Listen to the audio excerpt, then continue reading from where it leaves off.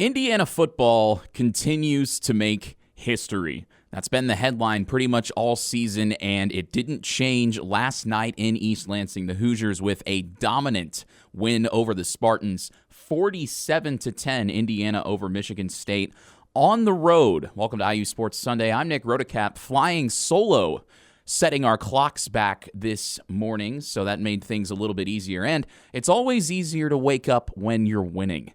That was the headline for Indiana as they took down Michigan State, scoring 47 unanswered points. And it really is impressive what Curt Cignetti has been able to do for the Hoosiers this season, galvanizing this team, taking the fan base right along with him, starting a new chant, Go IU, which wasn't a chant before this year, but, you know, when your head coach is 9-0 for the first time in your program's history and he speaks, you'll probably listen. The Hoosiers are poised to climb up further in the AP poll after their dominant win over the Spartans yesterday.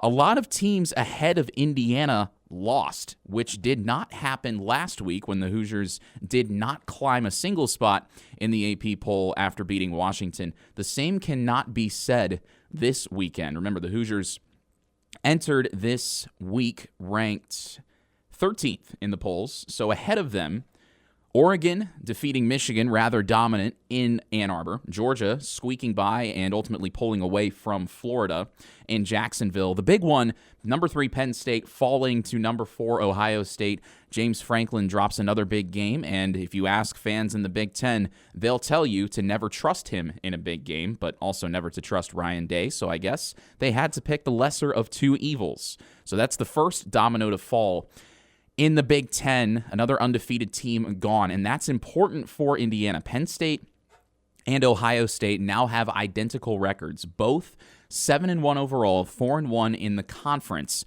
and that's big because Indiana now controls its own destiny as it relates to the Big Ten title game.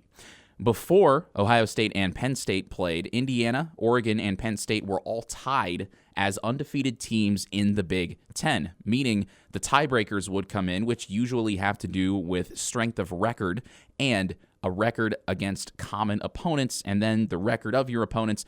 All of those things did not favor Indiana. So Ohio State beating Penn State was the best possible outcome for the Hoosiers because now, no self-imposed limitations preached by Curt Cignetti.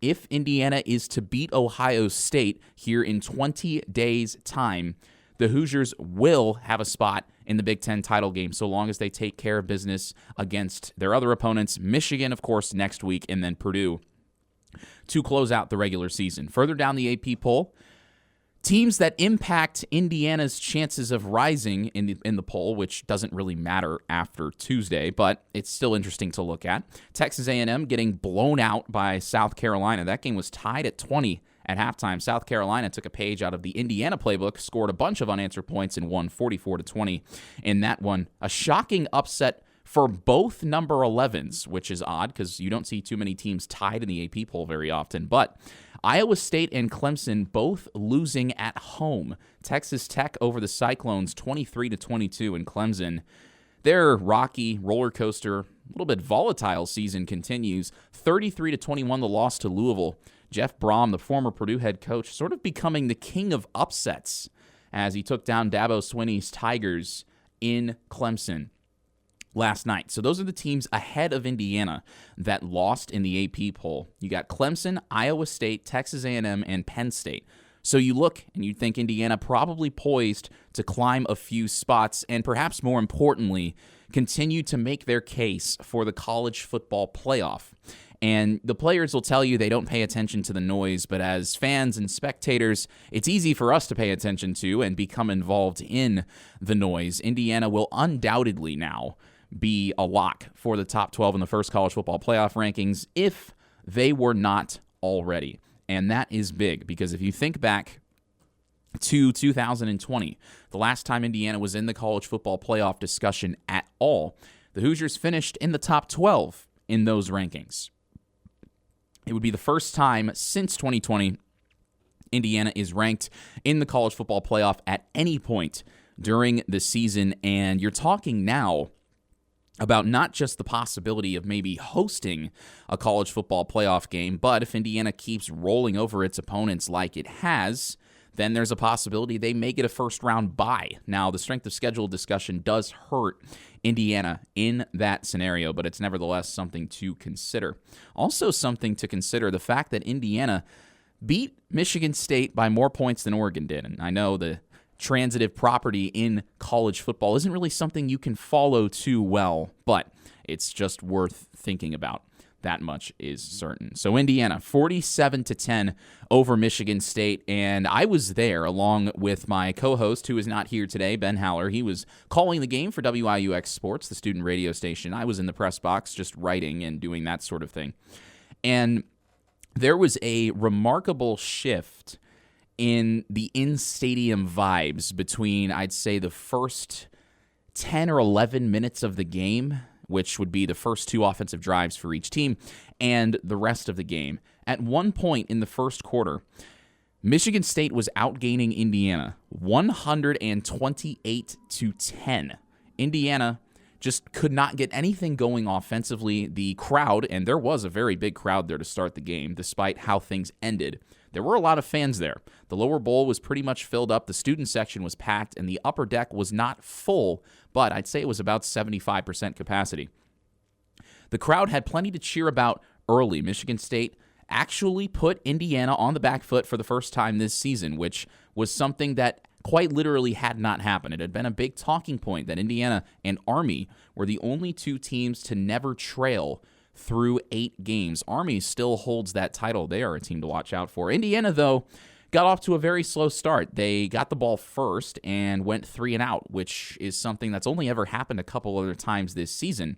You think back to the game against Florida International Week 1, Indiana went 3 and out and kind of had a slow start, but they were able to play defense and keep FIU off the board.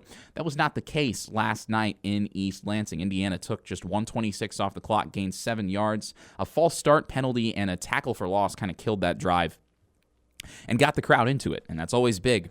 When you're playing on the road, you want to try to take the crowd out. That didn't happen for the Hoosiers, and then Michigan State just marched down the field, and Aiden Childs looked fantastic early in the game. He was, as advertised, really very mobile, very able to create and to extend plays, to improvise out of nothing, and his right-hand man was wide receiver Nick Marsh, caught a 33-yard pass over the middle on that first drive, and then ultimately Indiana held Michigan State to a field goal. Jonathan Kim punched it through, and then Indiana gets the ball back, and you're thinking, okay, maybe it's the second drive, maybe they'll get something going, and no. They gained 3 yards on 3 plays, had to punt again, and then Childs finds Marsh on a long drive. 13 plays, 71 yards, over 6 minutes off the clock. And it was a great toe tap catch on the right edge of the end zone, about 5 yards deep, and then you're thinking, oh boy. I know we were thinking in the press box, maybe Indiana might be on upset alert here, but then the wheels just fell off for the Spartans. Pretty much right as Indiana began that third drive. Curtis Rourke throwing with a glove on his right hand, a little splint. He talked about it after the game, just found his rhythm. And, you could tell right away. The first completion of that drive was to Keyshawn Williams, who has really emerged out of this Indiana receiver room as a depth piece. He's a very skilled route runner. He's really good after the catch as well. Indiana, 7 plays, 75 yards, 326, and ended up scoring at the outset of the second quarter. Zach Horton was wide open, unaccounted for. And from there, Indiana just took over. Amari Farrell had one of his 2 interceptions, which shifted momentum. Indiana had to punt off that first INT. But then they forced Michigan State to punt again, and then the Hoosiers began their wrath. So we'll get into more of the blow-by-blow and the analysis after this break, but suffice it to say, Indiana football handled its first taste of adversity this season. When we come back, we'll continue recapping this game and talk about why you should tell your friends that Indiana is a top 5 team in all of college football. You're listening to IU Sports Sunday. Tell your friends and tell your family about top 5 Indiana football because, folks, it is real and it is spectacular. Although don't tell the AP voters that because they might disagree. But that's okay because soon enough their opinions may not matter. Welcome back to IU Sports Sunday. I'm Nick Rotacap, flying solo on this Sunday morning. And before the break, we were talking about Indiana and how they came back from down 10 points, which is their only deficit this season. First time they've trailed, first time they've given up points in the first quarter. At one point at Spartan Stadium, at least from where I sat, high atop the field, it looked like maybe an upset was brewing. Michigan State's talented young quarterback Aiden Childs was moving the ball efficiently. He was improvising. He was creating plays with his legs seemingly out of nothing. And then, it's a cliche, third time's the charm, but really it was the third drive for Indiana when everything flipped. It was right in the dying stages of the first quarter when that drive began for the Hoosiers. Down 10-0 after back-to-back 3-and-outs. You're thinking, okay, this Michigan State defense might have Indiana's number. Just, giving up 10 yards of total offense, having Indiana hold the ball for less than 2 minutes of game time. And you're thinking, okay, they can get another stop here, go up 3 scores. This could be danger time for Indiana, and that's not even close to what ended up happening. Curtis Rourke immediately finds Keyshawn Williams, and then back-to-back rushes from Justice Ellison of 9 and 8 yards. Tyson Lawton adds another 5, and Indiana starts to do kind of just what they've been known to do at times this season, just move the ball at will. And it looks so easy from up top, but really it's a testament to the scheming of this Indiana offense, the job the offensive line has done, and as the season has gone along, Indiana's offensive line has gone from sort of the unsung heroes to dogs up front. Curt Cignetti kept Bob Bostad, the offensive line coach, the only position or assistant coach that he kept from Tom Allen's staff, and boy, was it the right move, because the Indiana offensive line has been fantastic. It was another great showing from them yesterday, some great run blocking and pass protection of Curtis Rourke as well. We'll talk about him a little bit in a second, but Rourke, found his rhythm on that third drive, and, we talked to him after the game, and he said, yeah, they made some great plays on defense on those first 2 drives, and he kind of smiled when he said, we have a lot of talent on offense, and we just had to stick to our game plan and just start making plays, and that was exactly what they did.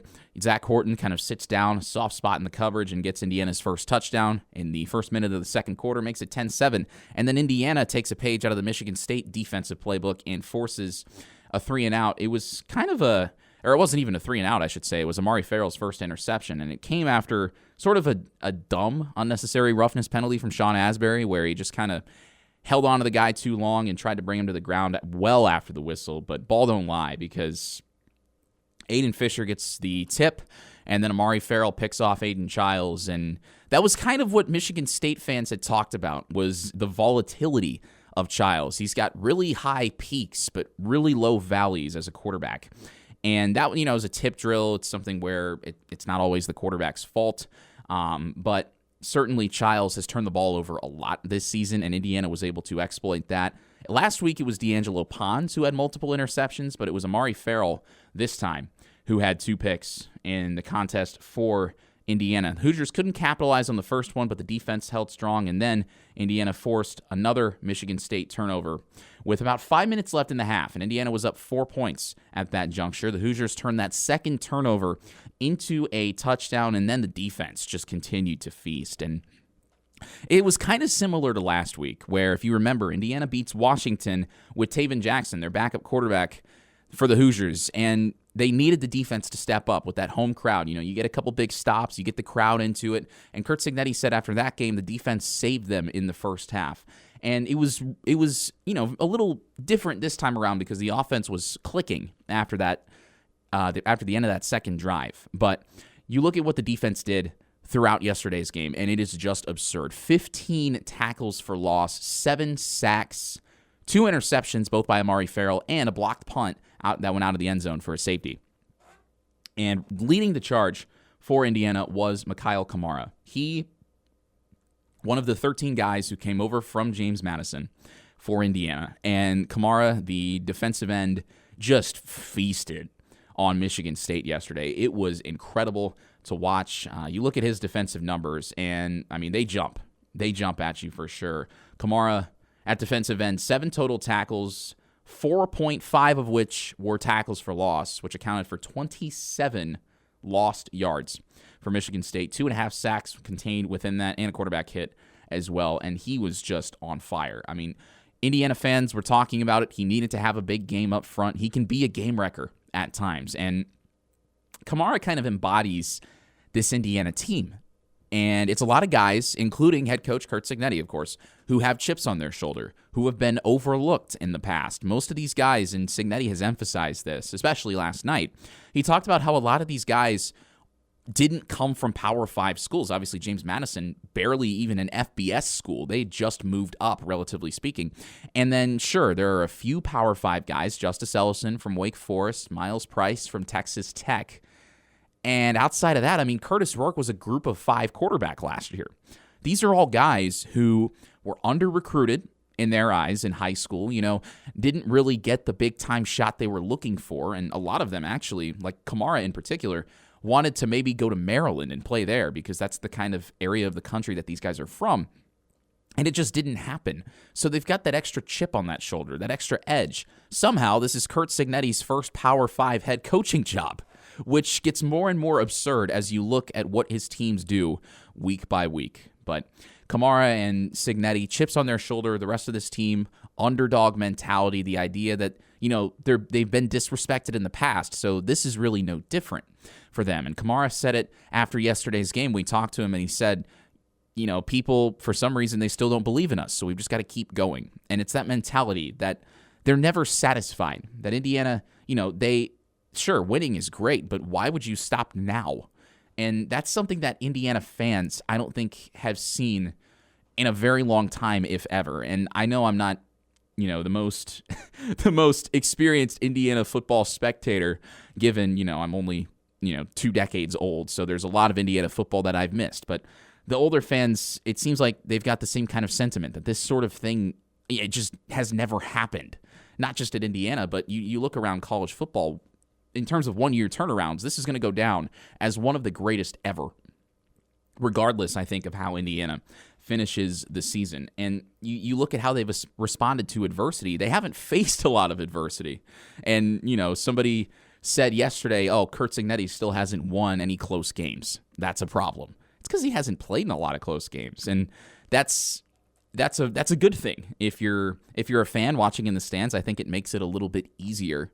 But just the way Indiana was able to sort of put their foot down defensively, Aiden Childs had nothing really after that second drive for Michigan State. Whatever adjustments Indiana made, and it's hard to tell schematically, but they were just winning. They were feasting up front. They were getting pressure on the quarterback, and sure, Childs was creating some screen passes, but even when he did, Indiana just rallied to the football. They stayed in their tackling lanes, very disciplined. They didn't miss a lot of tackles either, which is something that if you watched Indiana in the past, especially in the last couple years under Tom Allen, they missed a ton of tackles, and it led to a lot of unnecessary yards that would usually lead to scoring drives. I remember the bucket game last year in particular in West Lafayette. Indiana missed a boatload of tackles in the second half of that game, and they were leading that game at halftime, and it looked like they sort of had control, but they just came out flat, and whatever adjustments Ryan Walters made worked, and I can't believe I'm saying that because you look at Purdue's fall from grace this year, and you'd think Ryan Walters isn't even coaching the team anymore. I don't think anybody's coaching that team. But that's a discussion for another time because Indiana's in-game adjustments were just fantastic. And really, the way that they were able to handle Michigan State's defense, you think maybe, their run defense, Michigan State's run defense was actually pretty good. And for the first quarter, I would say they were. I don't think that's a stretch. Because, with about 2.5 minutes left in the first quarter, again, Michigan State was outgaining Indiana 128-10. And you look at the final score, and you never would have guessed that without watching the game. And that's why I think watching the game is so important. Because people talk about how Indiana supposedly isn't an upper echelon team in college football. They say, Indiana hasn't played anyone. And we've talked about that on this show, about how the strength of schedule argument could be made at some point earlier in the season. But the whole Indiana doesn't have a ranked win narrative, technically not true. Because Nebraska was number 27 in the AP poll when the Hoosiers hung 56 on them, which Matt Rule said he didn't see coming, and I don't think a lot of people did. But Indiana technically does have a ranked win, and even if they don't, you can't control the quality of the opponents that you play. And you look back to when Indiana announced their schedule for this season. It was back in December. At that time, you had the consensus number one team in the country, because Michigan, of course, went on to be the national champions. They were the number one seed in the college football playoff at the time. Washington was number 2, and Ohio State was right on the fringes, as they always were in the old 4-team CFP, unless the Big Ten changed the rules. So at that point in time, Indiana had some very, very tough teams on their schedule. And, Michigan State kind of in a down year, but Michigan State beat Indiana last year. A lot of teams beat Indiana in the past. But you look at the schedule, and Indiana, you can't control who you play. You can only control how you play them, I think. And Indiana has just beaten the brakes off everybody. And at some point, I think you're going to see them. You're going to have to see them in the top 5. It might even be in the college football playoff rankings, because margin of victory matters with a sport that has a sample size as small as college football, where you're only guaranteed 12 games. You have to not just win, but you've got to convince people that these aren't flukes. And I don't think you can fluke your way to, we'll call it, 8 dominant wins and 1 solid win with a backup quarterback. And that is the case for Indiana in the top 5. They have the best scoring differential in the country. They've been, single-digit favorites in most of their games this season, and I think they're 8-1 against the spread. And a lot of those games, you look at them even before, like Indiana was only favored by 8 points against Michigan State, which we were talking about as, Indiana students, as people on campus who have been sort of just on the pulse of this team from day one. The disrespect is insane. And, betting isn't everybody's thing, but I think at some point you've got to look at it as, do the people behind those odds actually know what Indiana football has been this season? I think a lot of it comes back to the idea that Indiana is not supposed to be this good. The national media will tell you that Indiana is supposed to be bad, and they'll always point to the same numbers. It's that Indiana was the first team to 700 losses, and no coach has ever left Indiana with a winning record, not even Indiana's best coach in their history, Bill Mallory. It is true. That history stuff is true, but you can find that by going to Wikipedia. It's not exactly nuanced, and that's kind of the problem with the national discourse around Indiana right now. It's not just that they're beating these teams, it's that they are whooping them. And you look at Nebraska in particular, Ohio State barely squeaked by Nebraska at the shoe. In Columbus, Indiana put 56 on them. And Ohio State was coming off a bye week, as Indiana and Nebraska were when they played each other. So the top 5 Indiana discussions are certainly going to get stronger. I don't think they'll be in the AP top 5. But again, the Associated Press poll does not matter once the college football playoff rankings come out on Tuesday, which in the eyes of most college football fans might be the most important thing happening on Tuesday night in the United States. That's going to be a very fun night for college football, because Indiana will see themselves in the CFP rankings in the top 12. And man, if Indiana hosts a college football playoff game, I think Bloomington might explode. We'll keep talking IU football after this. You're listening to IU Sports Sunday.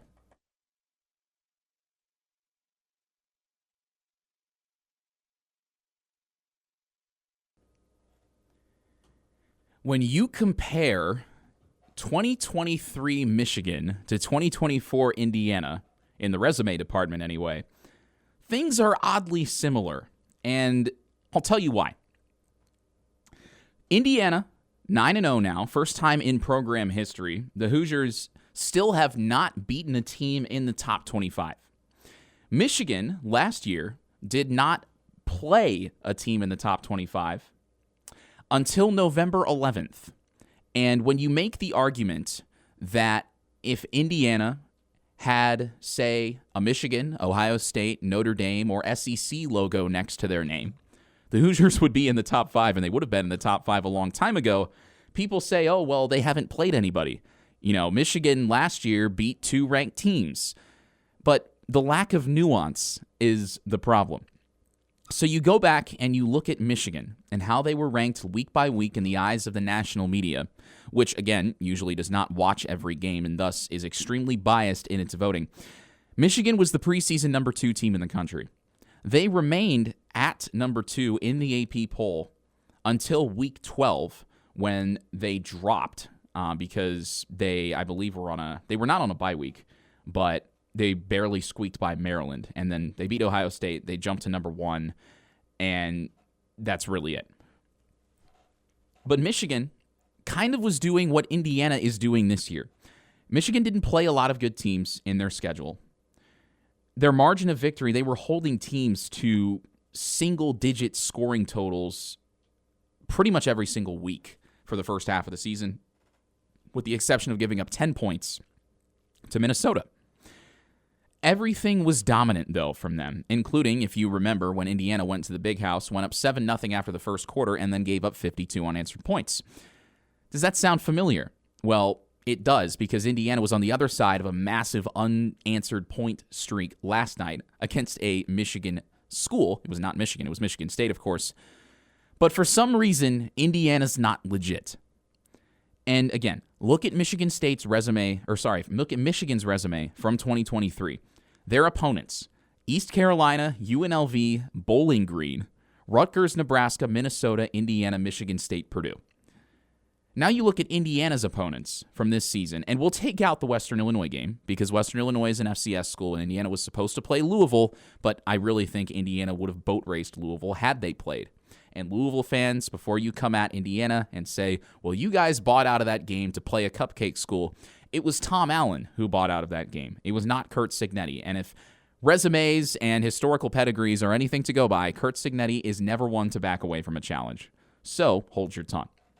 But Indiana this season, FBS opponents, FIU, Charlotte, Maryland, Northwestern, Nebraska, Washington, Michigan State. Those are, still Division I schools, and every conference opponent Indiana has defeated soundly. Not holding them to single-digit scoring margins like Michigan did, so that could be an argument against Indiana. But you look at the way this defense played yesterday. It was unbelievable. And we talked about it a little bit, how they just dominated up front. Mikhail Kamara led the charge at defensive end. Amari Farrell with 2 picks. Indiana now 4 interceptions forced in the last 2 games. Also a blocked punt, which D'Angelo Pons, who had that amazing 2-interception game against Washington last week, Pons was the one who blocked that punt. And it was ultimately punched out of the back of the end zone by Michigan State's punter, ended up being a safety.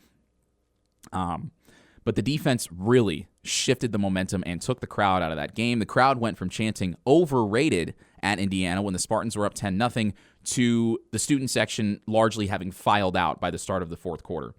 So that aged like fine milk for Michigan State. But talking about the resumes, Indiana and Michigan, 2024 Indiana, 2023 Michigan, very similar resumes. Largely dominant wins over perceived inferior opponents. Michigan, again, did not have a ranked win until November 11th, yet the Wolverines, in that time span last year, never dropped below number 2 in the polls. They stayed at number 2 the entire time because Georgia, preseason number 1, consensus number 1 team, Georgia was there. They just kept winning. That, I think, is an indictment on just how big, the idea of brand bias is in college football.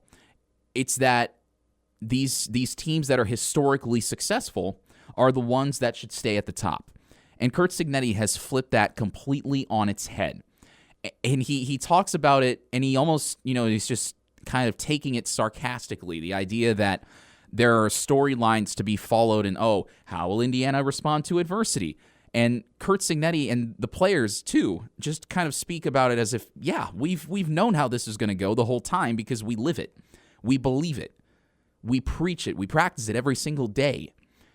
So it's not surprising to them. And it sounds kind of obvious, like, you have to believe in yourself before somebody else is going to believe in you. But these players have had this vision since January, when everybody came in. And one of those players, Mike Kadick, the longtime Indiana offensive lineman, transitioned from left guard to center this season, is one of the guys who kind of embodies that. The idea of buying into a vision, sticking it out when you could have had greener pastures in front of you. Kadick, of course, could have gone to the NFL draft. He chose not to. He chose to come back. And you could see on Indiana football social media the video of Kadick talking to Coach Cignetti, telling him to spit in the old brass spittoon. And they're side by side smiling, looking at the fans holding the trophy. And Cignetti looks at the trophy and he's kind of like, this thing looks really stupid, but I guess it's mine now. College football is all about dumb trophies and funny-looking trophies, and it's just the way that Indiana's handling business week after week against these opponents. Again, Michigan last year didn't play a ranked team until November 11th. They dominated every opponent they played. Indiana, a little bit shaky at times, but by and large, the margin of victory, the way they're winning these games is dominant. And the Maryland game was kind of shaky for a second, but again, ugly weather conditions, Curtis Rourke, rare turnovers, 3 turnovers for him in that game, and yet it didn't matter because Indiana, I don't think, gave up any points off of those turnovers, which speaks to the strength of their defense. So Indiana there's a very small chance they'll be in the top 5, I would say, of the college football playoff rankings. Certainly not in the AP poll because, again, Indiana's not supposed to be good, but they are, and they're real. CBS coming to Bloomington next weekend, or I guess this weekend now, 6 days' time, when the Hoosiers face the Michigan Wolverines, the defending national champions in name and logo only, because Michigan has struggled by and large this season. So the Hoosiers looking to go 10-0. It would be the most wins for Indiana in a single season ever. And Indiana's been playing football since the latter stages of the 19th century. So that is what's at stake for Indiana football this coming weekend. And you look at the big picture as well, and it gets really interesting with Penn State losing to Ohio State. You've now got the 2 one-loss teams in the Big Ten, both Penn State and Ohio State having lost 1 game already. Oregon just keeps handling business. And Indiana and Oregon have a lot of common opponents this season, Michigan State being one of them, Michigan being another. Oregon went to the Big House and won comfortably. 38, I should say, to 17, 21 points in the second quarter. Dylan Gabriel continues to be efficient. It'll be interesting to see how Indiana handles Michigan next week because the goalposts keep moving. Oh, Michigan will be for Indiana's first real opponent. They still haven't played anybody. This isn't the real season for them. And Indiana just keeps blowing those narratives away week after week. So the Wolverines come to town, defending national champs, and the Hoosiers are favored against Michigan for the first time since the 1960s, which is just absurd. We'll talk more Indiana football after this short break. You're listening to IU Sports Sunday.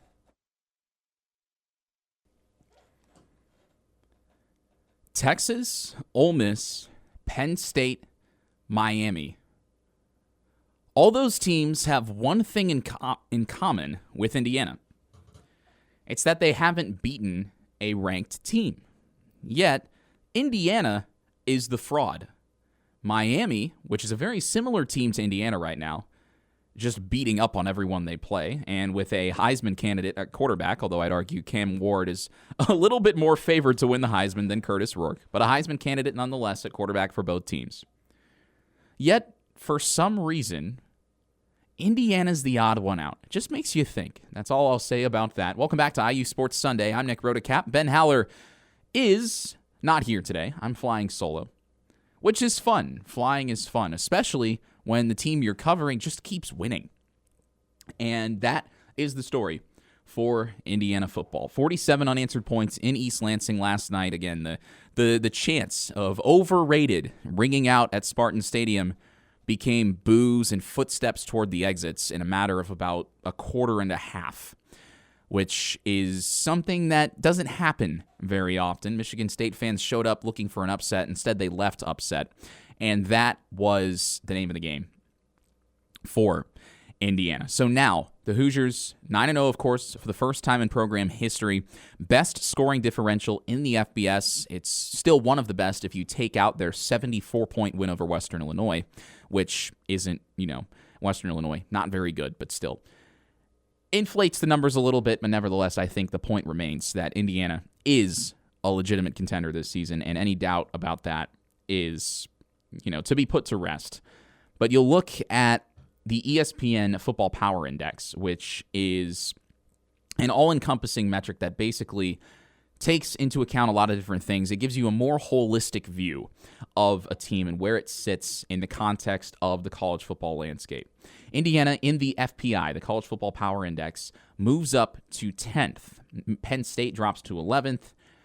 Indiana ahead of the Nittany Lions. Indiana now has a projected win-loss record, according to the FPI, of 11.3-1. They have a 12.5% chance to win out, which is non-zero. So obviously Ohio State still favored in that game in Columbus on November 23rd, here in 20 days' time. But Indiana has a chance in the eyes of the FPI, which, again, is not perfect because nothing is. But the Hoosiers definitely in the conversation. Looking at the ESPN analytics, there's still a lot of college football left to be played. But through 9 games, Indiana, an 86.6% chance to make the college football playoff, and perhaps more interesting, a 12% chance to make the national championship. For context, Oregon is at 20%, Texas is at 25.4%, Ohio State 28.8%, and Indiana 5% less of a chance to make the college football playoff than Ohio State. As far as Big Ten teams go, Indiana, no surprise, is third in the FPI. Ohio State first, Oregon second, Indiana third, Penn State fourth. And then it's largely dominated by SEC teams, Miami, Notre Dame, which I still think is really funny because I guess, actually, I'll put my hands up and say Notre Dame might be better than Indiana because Notre Dame has a quality loss, and let me check my notes here. Who was that against? Oh, right. It was against Northern Illinois, a middle-of-the-pack MAC team, which was a 28-point underdog on the road in South Bend. But yeah, sure, Notre Dame is better than Indiana. Let's keep telling ourselves that, and then watch Notre Dame get blown out if they were to make the college football playoff again, because that's what happens every single time. Kind of like James Franklin never wins a big game at Penn State. That's all. I'll get off the soapbox, but you just look around college football, and the teams that truly look above Indiana are getting lesser and lesser week by week. Oregon's still the favorite in the Big Ten, of course. They are, in all likelihood, going to go undefeated. But with Ohio State and Penn State both having one loss, Indiana now controls its own destiny, which is huge. And we'll look at the strength of record, the strength of resume in the College Football Power Index. This is all courtesy of ESPN, of course. And the narrative that Indiana hasn't played anybody just keeps going away because of the way Indiana is winning these games. Indiana is 7th in the country in strength of record. Georgia number 1, Oregon number 2, Ohio State, Penn State 5, 6, Indiana right at 7. Their remaining strength of schedule for Indiana is also up there, 14th in the country. Their strength so far, 103, which is not great, but you look at how they close the season. Michigan, Ohio State, Purdue. Michigan is tough. Ohio State will be one of the biggest games in the country all year long. And then Purdue is a football team. So, of course, there's technically a chance they can win.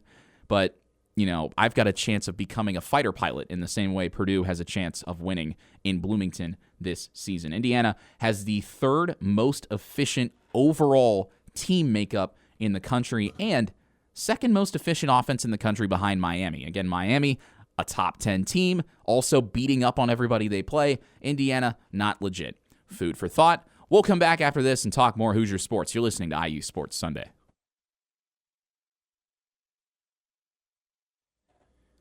A lot of chaos around college football this weekend, but that's really kind of become the norm. Unless you're the Indiana Hoosiers. Welcome back to IU Sports Sunday. I'm Nick Rotacap. Ben Haller is not here this weekend, so I'm solo, but that's just fine when Indiana keeps winning. Gives us plenty to talk about on this Sunday morning. And perhaps the most important thing so far in the season for Indiana, well, if you're to ask the players, it's their next game. They've enjoyed this win for about 12 hours, have Curt Cignetti and his coaching staff, but then it's on to the next, and that's been the mantra all season long. Players get to enjoy it for 24 hours, so they've got a little bit more time.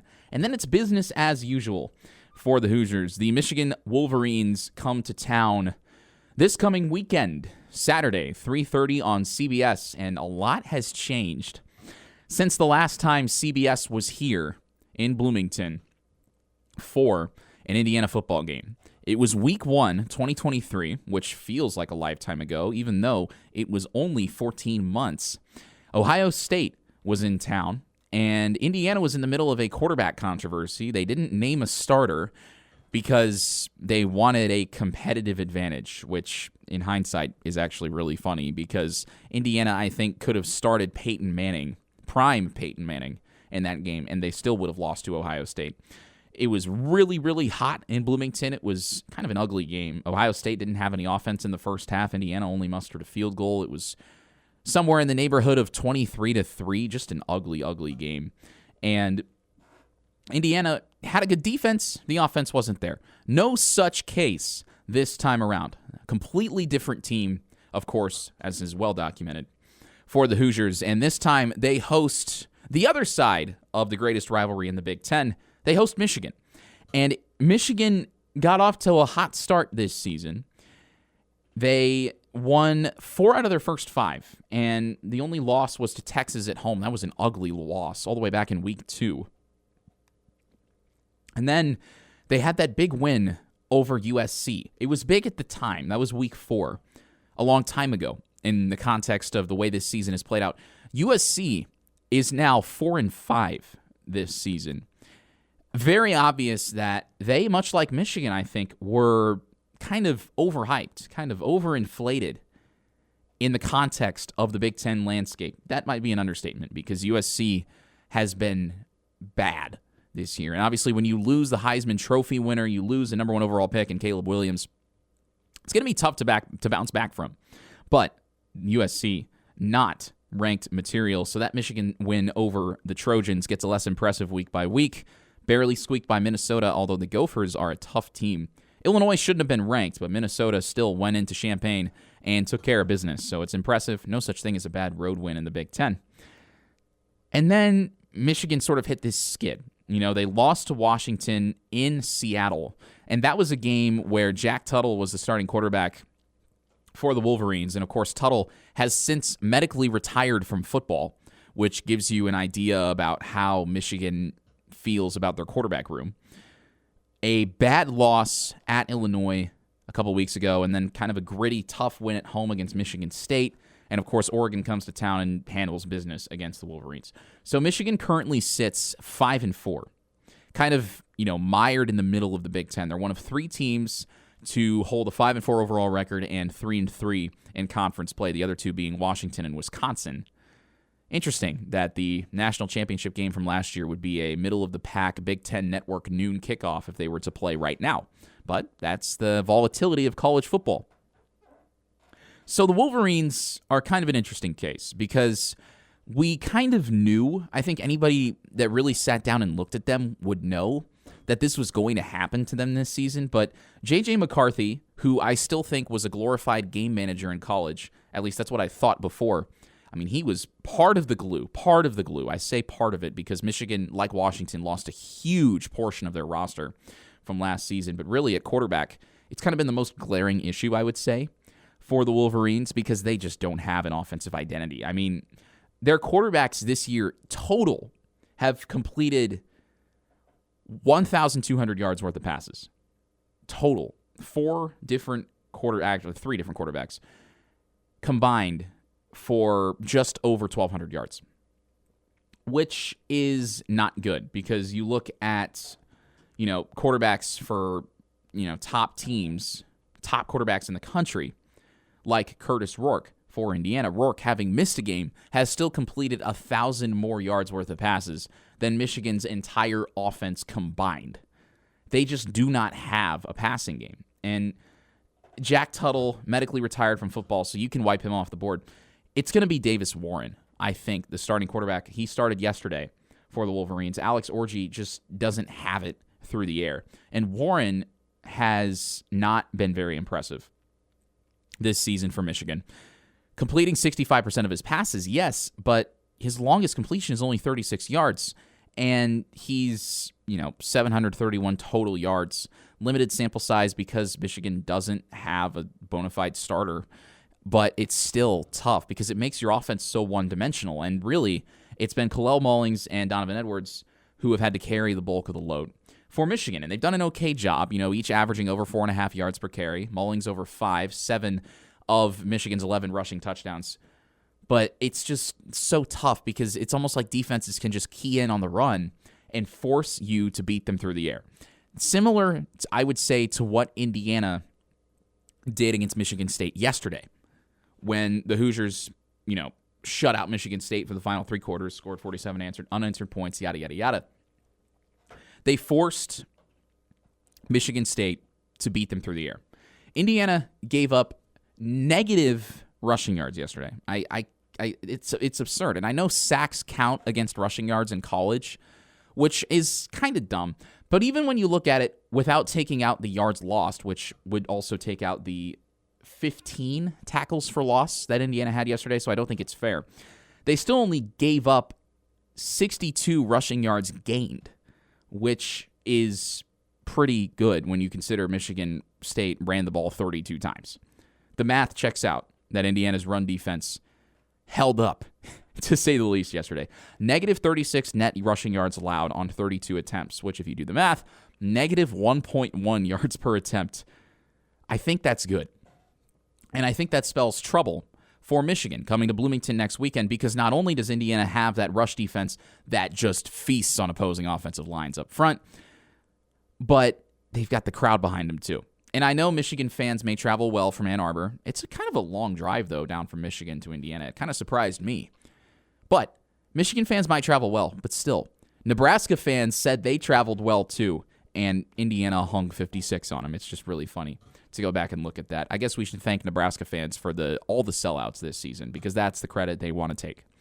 Michigan's leading receiver is Colston Loveland. Loveland, of course, the only offensive starter that came back from last year's national championship team. It's tough when you lose so many guys in the draft. It's not easy to rebuild from. And, of course, Jim Harbaugh skipping town, going to Los Angeles to coach the Chargers, being given a show cause order for cheating. Let's just call it what it is, cheating. I don't think anybody has any sympathy for Michigan. I certainly don't. Because Michigan played the victim last year. J.J. McCarthy's like, bet. Dude, you guys were stealing signs, and not only did they steal signs, they lied about it. That was what was really funny, was that the NCAA found Jim Harbaugh knew about Connor Stalions' sign-stealing shenanigans and whatnot, despite claims to the contrary. And it was really, really pathetic, honestly, last year when Michigan beat Penn State and Sharon Moore, filling in for Harbaugh that day, goes on the postgame interview and starts crying. Oh, Coach Harbaugh, we love you, man. He used more colorful language than that. But as if Coach Harbaugh was on his deathbed. He wasn't on his deathbed. He was suspended because he espoused a culture of cheating and a lack of integrity. So nobody should have any sympathy for Michigan. I certainly don't. You shouldn't either, because this is karma for them playing the victim and cheating their way, I would argue, to a national championship last season. And boy, it sure is hard to play football when you don't know what plays the opposing team is calling. That's all I'll say. It's really kind of poetic, the karma that they've been served this season. There are more things at play than karma, of course. You've got to play the games on the field, but they just haven't gotten it done this season. The Wolverines, they don't have an offensive identity. Their defense has got to do an extremely hard day's work to even give them a chance against Indiana. And Curt Cignetti talked about it yesterday. Indiana's offense is so versatile.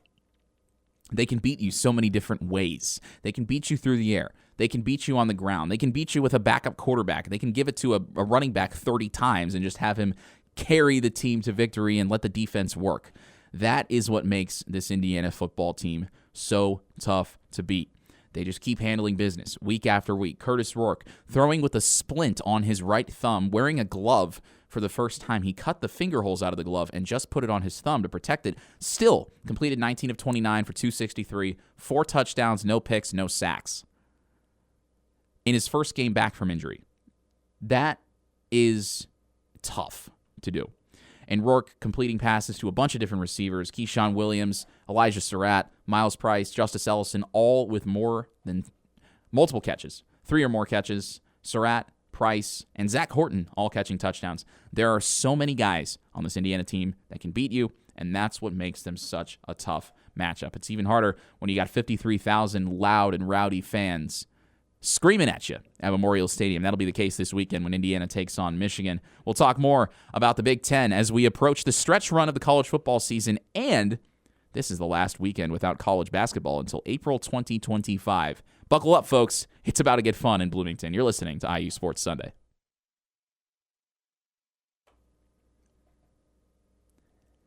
Back in Bloomington, the college football playoff becomes more and more of a reality as the weeks tick by. Welcome back to IU Sports Sunday. I'm Nick Rotacap. Ben Haller, not here today, but he'll be back next week, and we'll have plenty to talk about then as well, I'm sure.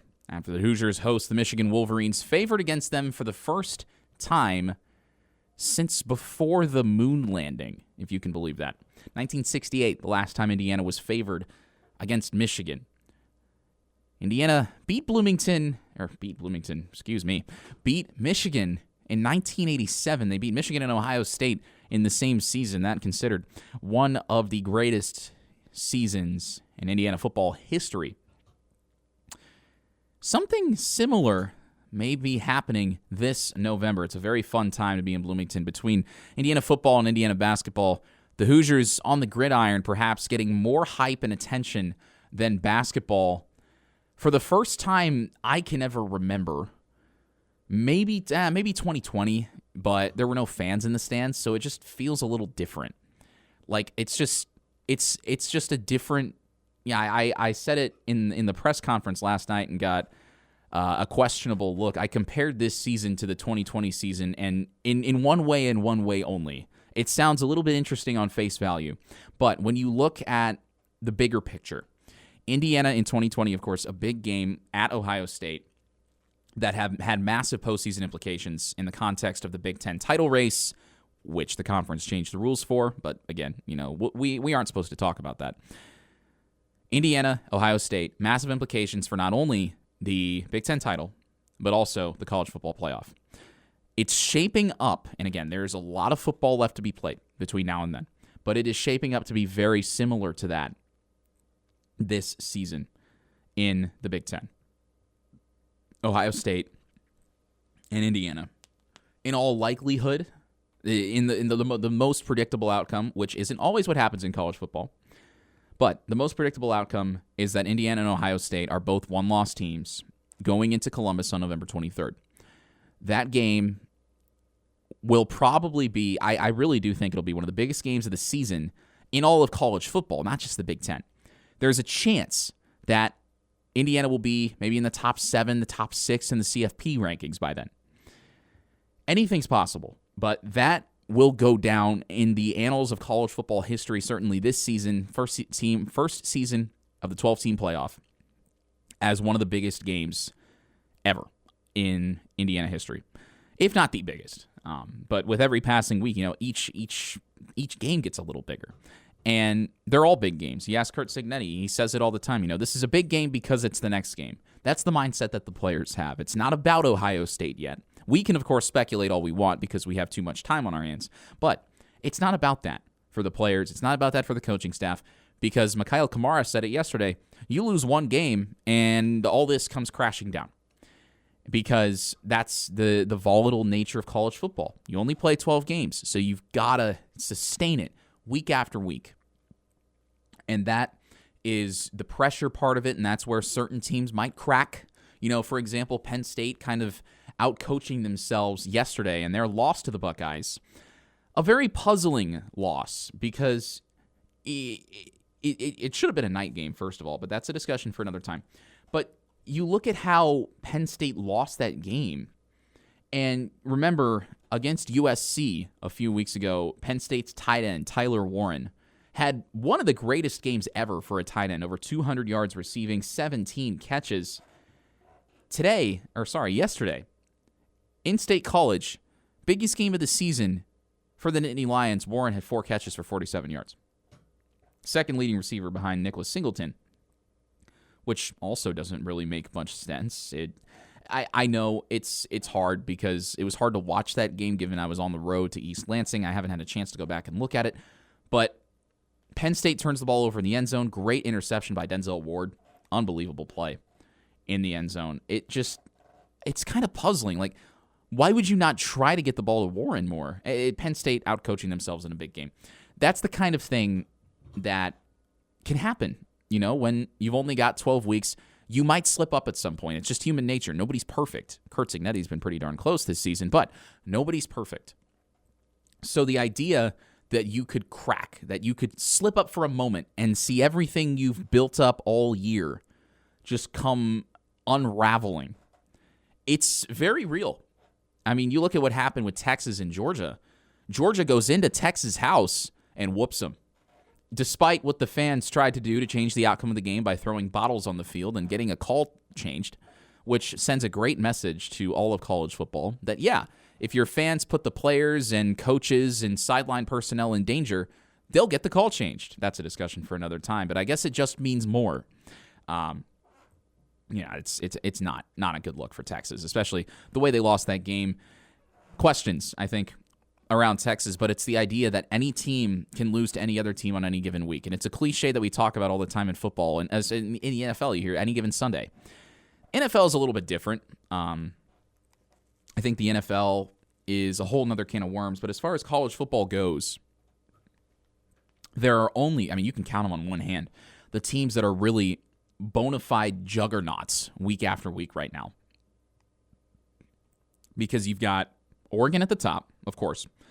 Oregon, really a phenomenal job by Dan Lanning and what he's been able to do with the Ducks this season. Dillon Gabriel coming in. It's just something about that offensive scheme. It's a lot of high percentage completions, but the quarterback's still got to make the plays. And Oregon's got a very balanced running game as well. Ton of skill on the outside. Great team in Oregon. Georgia, I think, bona fide juggernaut. I know that Florida lost DJ Lagway yesterday, but Georgia keeps finding a way to win. And in the SEC, I guess you can if you win, you're doing something right week after week. Georgia, that big heartbreaking loss to Alabama, but they rallied in that game. Don't want to talk about it like it's a quality loss because losing is bad. Shocker. Georgia certainly, though, has one of the most impressive resumes in all of college football. Miami certainly looks like a juggernaut right now, and I think Indiana does as well. Because Miami and Indiana, again, very similar teams that when you look at their resume just at face value, oh, well, they haven't played a ranked team. Oh, they haven't beaten anybody good. It's the way they're winning the games. It's not just that they're winning them. Margin of victory matters. That's why yesterday, Curt Cignetti went for it on fourth down while up big in the fourth quarter. It's because margin of victory is important. And Michigan State fans complaining, Hoosier Commish on Twitter actually said that a Michigan State usher said that Curt Cignetti is a jerk. Enjoy your one good season. You're running up the score in the fourth quarter. That's bad. In what world is winning bad? It just doesn't make any sense. It's the idea that, you guys are already ahead, so just put your walk-ons in and give up. No. If you are tired of getting the score run up on you, here's a novel idea, then get a stop. It shouldn't be that difficult. If you don't like getting scored on, one, maybe don't leave the game in the third quarter after chanting overrated at the team that is putting on a clinic in your house and running you off your own field. Maybe stay to support your team. See if they can spark a rally. I know Aiden Childs got hurt, and at that point the game was basically over. But I have never, ever understood why some people think winning is bad. Indiana got the score run up on them plenty in the past. Last year in particular, one moment sticks out. Indiana's at the Big House. It's 7-0 on an ugly, rainy day in November in Ann Arbor. And then Michigan scores 52 unanswered points. At one point, Jack Tuttle completes a touchdown pass to A.J. Barner. Not for Indiana, as would have been the case in, say, 2020 or 21, but for Michigan. And I don't know if Indiana fans, it's been a long time since that game. A lot has changed. I don't know if Indiana fans were complaining to Michigan about running up the score. If you don't like getting beat, then get a stop. don't lose. It really is that simple. Why haven't more teams tried scoring 47 unanswered points in college football? It really makes you think. But on a serious note, it's kind of funny that even the ushers were complaining to Indiana fans, oh, Curt Cignetti's not a nice guy. Being nice doesn't get you wins. Being a pushover, being somebody who's complacent, doesn't get you places. Because, and Cignetti preaches this, there's always somebody coming up looking to knock you off, especially as you get more and more attention. There are a lot of good teams in the Big Ten, and you've got to be at your best every week. And Indiana has certainly been at their best so far. And to Michigan State, if you don't like it, then maybe stay in your stadium, use the ticket that you paid for to maybe will your team to a comeback. Don't quit on them, although the Michigan State offense didn't so much quit. The fans quit. The players didn't quit. Indiana just started dominating. But if you don't like it, then win. It really is that simple. You're listening to IU Sports Sunday. Welcome back to IU Sports Sunday. I'm Nick Rodecap. We're talking Indiana football and basketball, and soon enough, actually, it's already happening. Crossover season is on the horizon. Football, basketball, soccer, all going on at the same time, which is fun because Indiana is really good in all of those sports right now. At least on paper, they're good in men's basketball. We really don't know. It's hard to get a read from exhibition games. And I know Indiana went to Tennessee, beat the Volunteers, which is impressive. It's an exhibition, though. It's just basketball is a game of sample size. Like everything is sample size, really. The more games you watch, the better you feel about your team. And then it all comes, unraveling when chaos strikes. And that's the beauty of college sports. That's why we enjoy it. That's why college sports, in my eyes, are more awesome than the NFL. It just seems like, or than the pro sports in general. There's something different about it. The fan bases are more passionate. There's more on the line with every game because there are fewer games. Everything just counts. You might even say it just means more. Not in the Big Ten, though. Not in the Big Ten. We don't claim that saying in Big Ten country. But you look at Indiana men's basketball, 2 exhibition wins. The exhibition over Marion has become, it's a yearly thing at this point, and it seems like there's always some rocky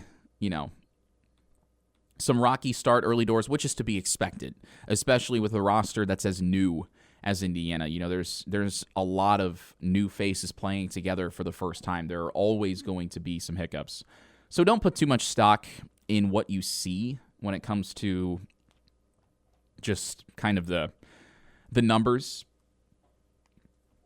for Indiana basketball in the exhibition. Of course, the regular season gets underway soon enough, but Indiana 3-point shooting, 6 of 25 against Marion. That's been one of the biggest talking points for Indiana basketball over the last few years. Under Mike Woodson, they can't shoot the 3-ball, which I think is just crazy that in this era of college basketball, you've got a team that historically has struggled to shoot the basketball. It just doesn't make a lot of sense. And last year, the free throw struggles as well, very well documented. One of the worst free throw shooting teams in the Big Ten last season, just around the 60% mark, which is absurd. You go back to that Tennessee exhibition, Indiana 4 of 19 from 3. I think it is definitely something to think about. As far as Indiana's offensive identity this season on the hardwood, it's obvious. It's very early. I know it's 2 exhibitions, very limited and maybe unrepresentative sample size, but it is something to keep an eye on. Indiana faces SIU Edwardsville on Wednesday, 8 p.m. tip, season opener at Assembly Hall. It is something to watch out for. Is it going to develop throughout the season? Are they going to find that identity? Because Indiana plays South Carolina, kind of that, one of those big early season games. Indiana plays South Carolina 13 days from now. And then they'll go to Atlantis. They'll play Louisville. Of course, Louisville not very good. But they give Indiana a little bit of a fight at the Empire Classic last year. And Kenny Payne said Mike Woodson tricked him because he played zone. And Indiana fans, of course, know all too well what it feels like to be tricked by a zone defense. Think back to 2013 against Syracuse. Sadly, I remember where I was when I watched that game, despite being 9 years old. It was not fun. Not a fun night. But Indiana still needs to find a way to make outside shots. That's just how it is in basketball now. It's not the 50s anymore. The three-point shot is important. I know that's not exactly a mind-blowing thing, but it is something to watch as the season unfolds. You get 31 games. It's a lot of time, but we can't, if you're Mike Woodson this year, you can't be talking about having to get your guys over the hump when it's late February. This is now year 4 for Woodson. He's had a lot of talent come through, but he's kind of underachieved with it. And you think about, obviously last year's team had some pieces, and Khalil Ware and Malik Renew carried that team. The injury to Xavier Johnson wasn't great, but I just think that there's so much more that Mike Woodson should be capable of at Indiana. I mean, this is a historical basketball powerhouse, and they just haven't really put it together. They were building after that first season when, Woodson got them back to the tournament, and that was kind of the standard, was can he get them back to the tournament? It's crazy that was this will be a successful season, because Indiana, should be a team that expects to make the tournament and expects to make a run. And I know it can be a crapshoot sometimes with who you play and who you draw, where you go. And Indiana did not have any favors done to them with that in Woodson's first season, when they had to turn around, go from Dayton to San Diego, I think it was, in 24 hours. Just not a good recipe, and predictably they got blown out in that next game. But you've got to have some postseason success this year if you're Woodson, especially with this roster. And if he and his staff can't develop outside shooters, can't fit them into this offense, I do think some questions have to be asked about Woodson's place here at Indiana, because especially now with the success of the football program, football obviously extremely different in the way you build a roster, the way you sustain success, the way you build success. But Curt Cignetti, what he's done in 1 year, has turned a perennial loser into the talk of the country. So the idea that it needs a lot of time, that's just not the reality anymore in college sports. You can win now. Indiana basketball has the pieces to win right now. Can they do it, though? That's where the question is.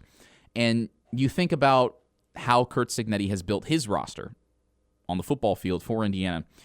And some people, in particular, a Nebraska writer, said that Matt Rhule's Nebraska Crockpot, a.k.a. building a roster through high school recruiting and developing players and having a sort of a homegrown talent system, Matt Rhule's Nebraska Crockpot will outlast Curt Cignetti's microwave. And this article came after Nebraska, lost to Indiana, and lost as being nice to them. They got waxed by Indiana. And Rhule, he's a guy, he said after that game he didn't see it coming. But the writer says that Curt Cignetti's approach is unsustainable. Oh, he took in a bunch of transfers from JMU. He talked a big game. And Cignetti might win in the future, but if he does, it won't be at this rate. That's what this Nebraska writer is saying. And it's like, oh, well, this is year 2, year 3 for Matt Rhule at Nebraska. And, they'll get there. They'll get over the hump. They just haven't done it yet. But look at what Nebraska has had happen to them in the last few weeks. Remember, Indiana went out to the Rose Bowl, and UCLA was kind of a team of question marks at that point. Indiana went out to the Rose Bowl and whooped UCLA. Straight up. Just, 60 minutes, domination. As has been the case in most games for Indiana this season. Nebraska and UCLA played against each other yesterday. In Lincoln, UCLA won 27-20. But sure, the crock pot is ready. I'm sure Dylan Raiola, who I still cannot believe was being heralded as the next coming of Patrick Mahomes. 14 of 27 for 177, a touchdown and a pick? Are you kidding me? That's the second coming of Patrick Mahomes. Losing to UCLA at home? I don't understand it. That's the crockpot recipe? Losing to a team at the bottom of the Big Ten? I don't understand how that is a recipe for success. Nebraska almost beat Ohio State, this writer continues. Matt Rule is using a traditional approach to building a roster, one that's supposedly going to last. UCLA is bad, so Nebraska should win. And maybe, once they become bowl eligible, they'll take off like a rocket. The writer's words, not mine. Well, Nebraska lost to UCLA. In Lincoln, the place where the 400 sellouts thing is the biggest lie in college football. They lost at home to UCLA. Nebraska's remaining schedule looks like this. USC, Wisconsin, Iowa. 2 of those 3 on the road. The only one at home is Wisconsin. They've got to go to USC, and then they've got to go to Iowa City to play the Hawkeyes. They're 5-4. They've lost 3 straight, beginning with the loss to Indiana. There is a chance Nebraska does not get to bowl eligibility, like this writer says. And you look at last season, a similar thing happened. The Huskers got to 5 wins, and then in November, the wheels fell off, and they lost their last 4. Didn't make a bowl game. Is that the Matt Rule crockpot recipe? Is that what's supposedly more sustainable than Curt Cignetti coming in and flipping this program on its head? I think that's an extremely incorrect reasoning. It's an extremely wrong line of reasoning from this Nebraska writer. So, Rock Westfall, if you really believe that Matt Rule's crockpot is more sustainable and that, they'll be better in the long term, the Huskers will be fine, I don't think that you're really up with the times in college football. You used to be able to rely on that approach back when the transfer portal wasn't a thing. But the future is now, old man. You've got to figure it out. You've got to win now. There's no excuse. Curt Cignetti has thrown every excuse out the window. Oh, we need more time to develop. We've got to build. Cignetti brought people in from the portal. He kept some guys around. He got some guys out of there that didn't align with his vision. And he said, screw that. We're going to win right now. Why is this impossible? Who says it's impossible to rebuild Indiana? Let's take some guys from the portal, take some guys who know how to win, put them together, establish a vision, and make it work. But I'm sure Matt Rule's crockpot of losing 4 straight at the end of last season and losing 3 straight now on the precipice of bowl eligibility, I'm sure that is the more sustainable recipe. And again, you look at Nebraska's schedule coming up. This writer says, once they get to bowl eligibility, they'll be relaxed. Well, I've got bad news. You've got to go to the Coliseum, and Big Ten teams this season, except for Indiana, have been bad traveling multiple time zones. It's different going west than it is going east, and that might be an advantage for the Hoosiers. For the Huskers, I should say. It was an advantage for IU. But you've got to go to USC. And then you got to play Wisconsin. Wisconsin, not great. That game might be winnable. Who knows? But then you got to go to Iowa. You got to win one of those 3 to be bowl eligible. So far, they've lost 3 straight. Remember, they lost 4 straight with 5 wins, all in their record last season. The Huskers, the crockpot might be a little bit dysfunctional. It might be time to take it out to pasture and get a microwave instead, because the great thing about microwaves is that they're faster. It's that they get things done more efficiently, and they give you more time to enjoy your food. You're listening to IU Sports Sunday.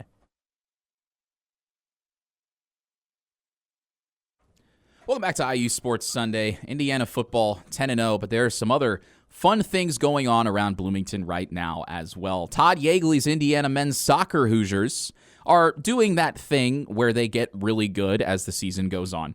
They've won their last 7 in a row, and they closed the regular season with a win over Trine last night, but before that, earlier in the week, a 6-1 walloping of Northwestern to lock up a share of the Big Ten title. The Hoosiers will go to the Big Ten tournament beginning on Thursday, November 7th. That is this Thursday, of course, at SeatGeek Stadium in Chicago. And if they were to make it, and they were the higher seed, they would host the Big Ten Championship here in Bloomington. If you'll recall, they did that last year, beat Penn State 1-0 in a thrilling match, went on to the Elite Eight in the NCAA tournament as they continue their quest for a 9th national championship. Basketball season begins this week. Indiana women's basketball, a new retooled roster in a lot of ways. A different roster makeup with the departure, I should say, of Mackenzie Holmes, who is still on the bench for the women's team, but as a graduate assistant rather than a player, which is a very strange sight indeed. The women begin their season tomorrow. Monday, 7 p.m., they host Brown. And then the men begin their campaign on Wednesday against SIU Edwardsville. I can't wait for people to overreact to one game out of 31 games over a very long season and talk about how Indiana is either going to win its 6th national championship or Mike Woodson is going to be updating his LinkedIn resume by the end of February. It's the greatest time of the year in all of sports, and I'm excited to be along for the ride. Indiana football will host Michigan this coming weekend on CBS, a 3:30 kick. The forecast, it's pretty good. Fall in Bloomington, of course, fantastic. 69 degrees and sunny. Should be a very nice day in B-Town for that game. A late afternoon kick, so we'll get to see the sunset over Memorial Stadium, which is something we haven't seen in a very long time. So, Indiana men's soccer heating up. Indiana football just getting started. Basketball, a little bit of unknowns on both sides, but that's what makes sports so great. So, if you haven't bought stock in Indiana football yet, what are you doing? There's still room. You can still hop on, but you're a little bit late to the party. If you think they're fluking their way to these wins, you're wrong. Indiana's a contender in the eyes of the Big Ten, not only for the conference title, but to make the college football playoff. And I've said it before and I'll say it again. If Indiana hosts a college football playoff game in Bloomington, the city might explode. That's all for me today on IU Sports Sunday. The Colts are in Minnesota. They'll play the Vikings on Sunday Night Football. Anthony Richardson, of course, being benched for Joe Flacco. A lot of people disagreed with that. I am one of them. But Matt Taylor and Rick Venturi will have you covered tonight from Minneapolis. Thank you for listening to IU Sports Sunday.